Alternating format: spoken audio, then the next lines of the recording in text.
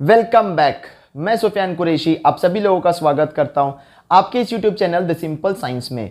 जैसे कि आप सब लोगों को पता है कि हमने साइंस पार्ट 1 पार्ट 2 का क्वेश्चन बैंक सॉल्यूशन का सीरीज वीडियो स्टार्ट किया है। पहला वीडियो के अंदर हमने question number second A give reason के 7 गिव रीजन देखे थे। आज के इस वीडियो के अंदर हम लोग गिव रीजन का क्वेश्चन नंबर 8 से 18 जो कि ये हमारे second chapter classification of element से लिए हुए हैं, इसके साथ में हम इसके सॉल्यूशंस भी देखेंगे। चैनल पर आप नए हो तो इसे सब्सक्राइब जरूर कर लीजिए और पिछले वीडियो का लिंक डिस्क्रिप्शन बॉक्स में दिया गया है, वो वीडियो को आप पूरी तरीके से कंप्लीट देख लीजिए। तो आइए वीडियो स्टार्ट करते हैं। तो पिछली वीडियो के अंदर हमने 7 क्वेश्चंस देखे थे, वो 7 क्वेश्चंस के वीडियो का लिंक आपको डिस्क्रिप्शन बॉक्स में मिल जाएगा, साथ ही साथ आपको आई बटन में भी मिल जाएगा। अब हम लोग आज देखने वाले 8 से 18 तो क्वेश्चन, ये क्वेश्चन आपको पीरियोडिक क्लासिफिकेशन ऑफ एलिमेंट्स यानी सेकंड चैप्टर से पूछे गए। इसमें से आपका सबसे पहला क्वेश्चन है why Mendeleev kept the vacant place in his periodic table. जब मेंडलीव ने उसका पीरियोडिक टेबल बनाया था तो उसके अंदर कुछ जगह उसने खाली रखा था। क्यों? वो इसलिए क्योंकि मेंडलीव ने जब एलिमेंट्स को अरेंज किया था तो उसने एलिमेंट्स के केमिकल और फिजिकल प्रॉपर्टीज को स्टडी किया था। स्टडी करने के बाद उसको ये पता चला था कि उसने प्रेडिक्शन किया था कि फ्यूचर के अंदर कुछ एलिमेंट्स डिस्कवर होने वाले हैं। वो एलिमेंट्स मेंडलीव के टाइम पे प्रेजेंट नहीं थे, डिस्कवर नहीं हुए थे, लेकिन उसने प्रेडिक्शन किया कि फ्यूचर में वो एलिमेंट्स डिस्कवर हो सकते हैं। वो एलिमेंट्स का उसने नाम भी सजेस्ट किया था, एका बोरॉन, एका एल्यूमिनियम, एका सिलिकॉन, और वही डिस्कवर्ड होने वाले एलिमेंट्स के लिए उसने अपने पीरियोडिक टेबल के अंदर वैकेंट प्लेस या खाली जगह रखी थी। मैंने आपको हिंदी में एक्सप्लेन किया, इंग्लिश में आपको आंसर परफेक्ट है, आप उसको देखकर लर्न कर सकते हो। Next question, there was ambiguity regarding the place of hydrogen in the Mendeleev's periodic table. Ambiguity का मतलब है कंफ्यूजन।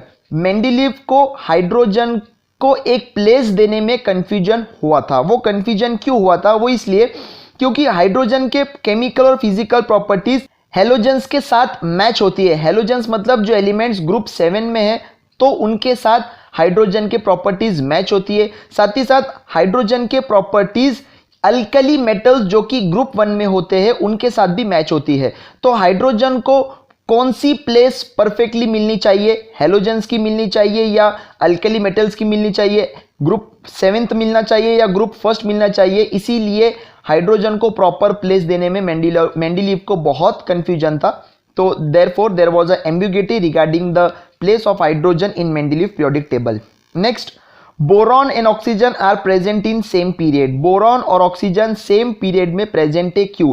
पीरियड के अंदर जितने भी एलिमेंट्स होते हैं वो सब एलिमेंट्स का शेल नंबर सेम होता है और जितना शेल नंबर होता है वही पीरियड नंबर होता है। अगर किसी एलिमेंट्स के पास 3 शेल है तो वो 3rd पीरियड में रहेगा और 3rd पीरियड में जितने भी एलिमेंट्स रहेंगे सब एलिमेंट्स के शेल 3 ही रहेंगे। तो उसी तरीके से बोरॉन और ऑक्सीजन के जो शेल होते हैं वो 2 शेल होते हैं, इसीलिए बोरॉन और ऑक्सीजन का जो प्लेस रहेगा वो 2nd पीरियड में उनको प्लेस मिलेगा। Next question, 11th question, there was uncertainty about the position of isotopes in Mendeleev periodic table. जिस तरह हाइड्रोजन के लिए कंफ्यूजन था उसी तरीके से आइसोटोप्स के लिए भी बहुत बड़ा कंफ्यूजन था कि उन्हें कौन सी प्लेस देनी चाहिए। सबसे पहले तो आइसोटोप्स के 2 प्रॉपर्टीज होते हैं। जो आइसोटोप्स होते हैं उनके केमिकल प्रॉपर्टीज सेम होते हैं। केमिकल प्रॉपर्टीज सेम होने की वजह से उनको सेम प्लेस मिलनी चाहिए, लेकिन ये आइसोटोप्स के जो एटॉमिक मास होते हैं, एटॉमिक मास डिफरेंट होते हैं तो उन्हें डिफरेंट प्लेस मिलनी चाहिए। तो मेंडलीव भी कंफ्यूज था कि उनको सेम प्लेस दे या डिफरेंट प्लेस दे करके। There was uncertainty about the position of isotopes in Mendeleev's periodic table. Next, lithium and sodium are placed in the same group. Lithium और सोडियम एक same group में रखे हुए हैं।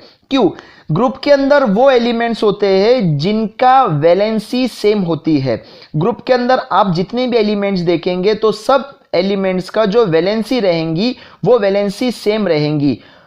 अब लिथियम और सोडियम का अगर इलेक्ट्रॉनिक कॉन्फ़िगरेशन हम देखेंगे तो लिथियम का इलेक्ट्रॉनिक कॉन्फ़िगरेशन है 2,1 और सोडियम का इलेक्ट्रॉनिक कॉन्फ़िगरेशन है 2,8,1। दोनों के आखिरी के शेल में एक एक इलेक्ट्रॉन्स बचा हुआ है, मतलब इनकी वैलेंसी 1 है। अगर वैलेंसी 1 है तो ये ग्रुप 1st में आ जाएंगे करके लिथियम और सोडियम एक ही ग्रुप में रखे हुए हैं। ये 12th आंसर आपको 18th क्वेश्चन में भी रिपीट होने वाला है।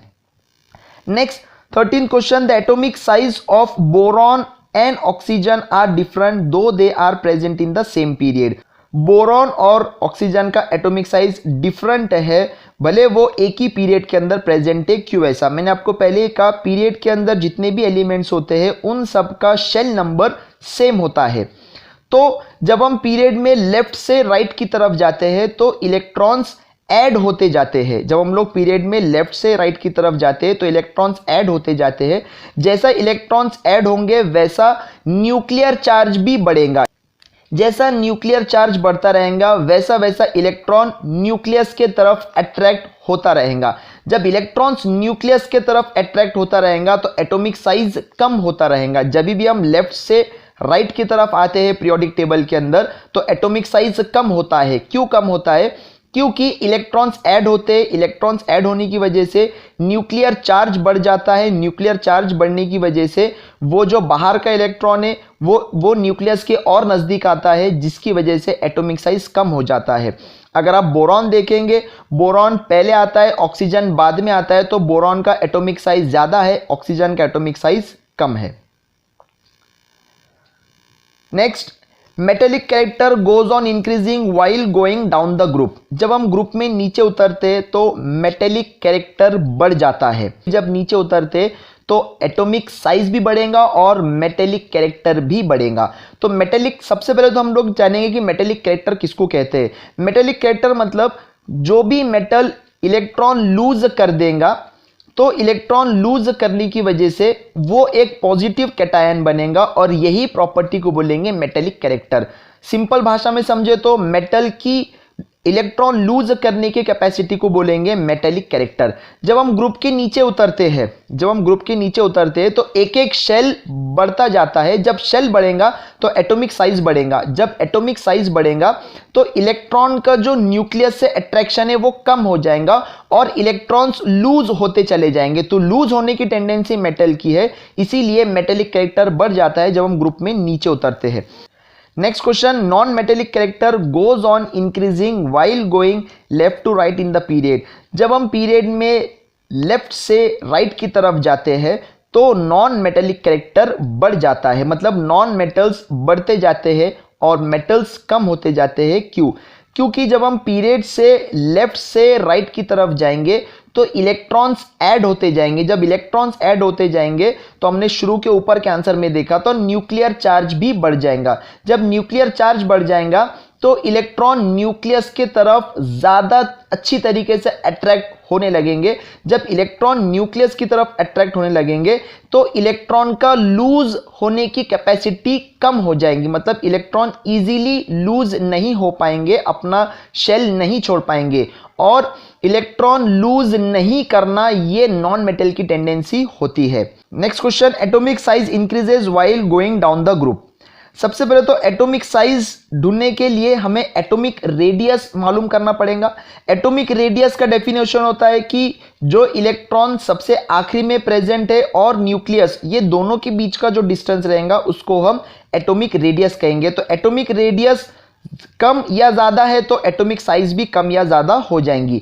जब हम ग्रुप से नीचे उतरेंगे तो एक एक शेल बढ़ता चला जाता। जब एक एक शेल बढ़ेगा तो एटॉमिक रेडियस बढ़ेगा और जब एटॉमिक रेडियस बढ़ेगा तो एटॉमिक साइज भी बढ़ जाएगा। इसीलिए जब हम ग्रुप से नीचे उतरेंगे तो एटॉमिक साइज बढ़ जाता है।